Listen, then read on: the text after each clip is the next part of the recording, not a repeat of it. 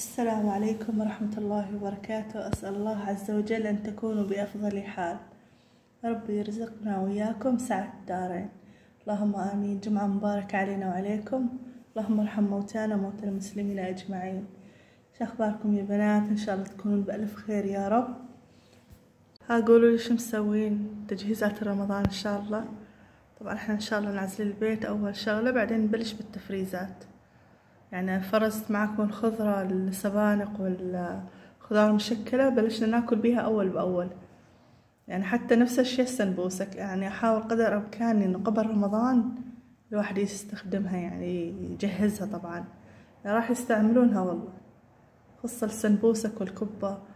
بس السنبوسك والكبة أكثر شي راح أفرزهم يعني، والأمور الثانية أول بأول. بس الواحد يعني قدر إمكانه إنه يزبط أموره قبل رمضان، يعني مو غلط. حتى البصل والثوم نفرزهم عادي، في سبيل إنه الواحد قلتلكم يعني رمضان عبادة مش للأكل والشرب، بس بدنا ناكل ونشرب. يعني الواحد ما ياكل ولا يشرب جباري، بس إنه يزبط أموره هاي تسهل عليه بعدين. يعني الوقت اللي يلف بيه سنبوسك ويساوي كبة، يعني يقرأ له جزء من القرآن، والله يبلغنا رمضان وياكم وإحنا بأفضل حال. هنا بنات طبعا طبختنا اليوم سبانق اللي فرزتها معاكم من فترة. عندي هنا بصلة مفرومة ناعمة، وهنا 5 أسنان ثوم ثرمتهم طبعا على ايدي، وحبة طماطم. وعندي هنا فخاد دجاج، صراحة شفيته من العظم، ثرمته نفس اللحمة، ثرم ناعم يعني. شوف شلون هاي المكونات الأولى. هنا نجي للسبانق، أقولكم شلون. طبعا لما تطلعون يا بنات من الفريزر رأسا نقعون مي مشان الثلج الداخلي يروح. شفتوا علي شلون؟ أنا رأسا أسحبه من المي وأحطه مصفاي.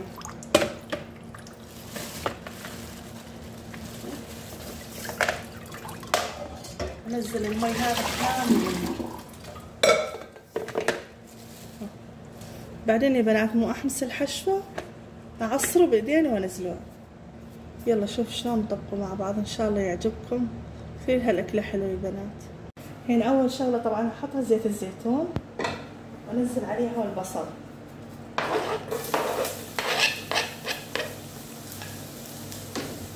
خليه يتشوح مع بعض.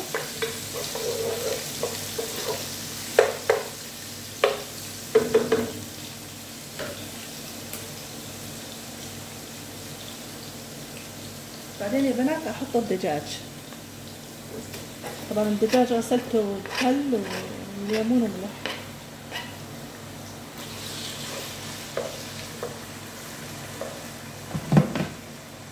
يعني خليه يتذبذب مع بعض طبعا الدجاج والبصل. بعدين أحط المكونات الثانية.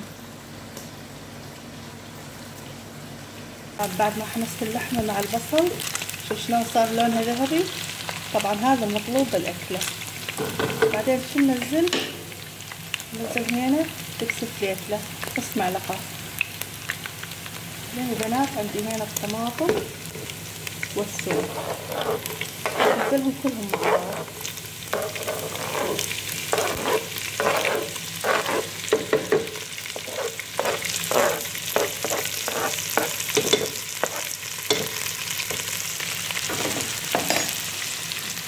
وأقلبهم.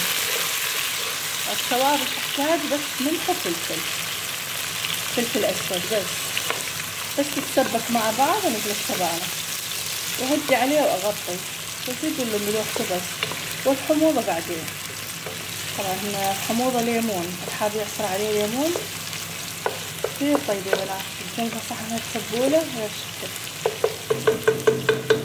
يلا غطيها لين تقبل البندورة مع الدجاج، وبعدين نقلب السبانخ. يعني بعد ما تسبكت يا بنات نزل عليها السبانخ. طبعا كسرته هنا قلبه مع الأكلة هذا، مع الصلصة يعني اللي عملتها.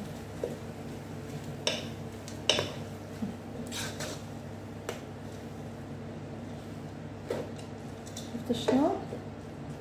وهدي عليها وأغطيها. قلت لكم ما تحتاج غير ملح وفلفل، والحموضة الواحد بعد بنات جهز معانا السبانخ، الحمد لله رب العالمين، الله يديمها نعمة علي وعليكم ويحفظها من الزوال. طبعا جنبها صحن التبولة يجنن يا بنات، كثير طيب، ونعصر عليها ليمون. شوف شلون المنظر يتكلم. طبعا يا بنات هذا المكونات هاي فيتامينات، طبعا هي للتمدد بالجلد. طبعا يكون عنده وزن زايد ويضعف، يصير عنده ترهلات، بنفس الوقت تمدد بالجلد، وين فترة الحمل والولادة نفس الشي. طبعا هذا الكولاجين الفيتامين طبعا كثير حلو، يستعمل، خذوا صورة له. يستعمل أول شي تكون المنطقة تكون فيها تمددات بهاي الآلة، بس انتبهوا منها حادة، الواحد يعمل بيها مساج بلطف، يحط الزيت ويعمل هيك بالعكس. طبعا كل يوم صبح ومساء حط هذا الكولاجين والفيتامين، وهذا نفس الشيء الفيتامين المساء، هو النوعين يستخدمهن. كثير حلو يا بنات، استخدموه، يعني انصحكم. وبده يعني بده وقت، بده يعني اقل شيء 2 3 حتى الواحد يشوف النتيجة. هذا الصور الثاني الفيتامين، صوروه، واتوقع تجيبون من المواقع افضل، يعني المواقع تكون ارخص من السوق، او اطلبوه من الصيدلية، قول لهم بدي كولاجين فيتامين اي. هذا يا بنات صوروا، ان شاء الله تكون المعلومة وصلت. في امان الله.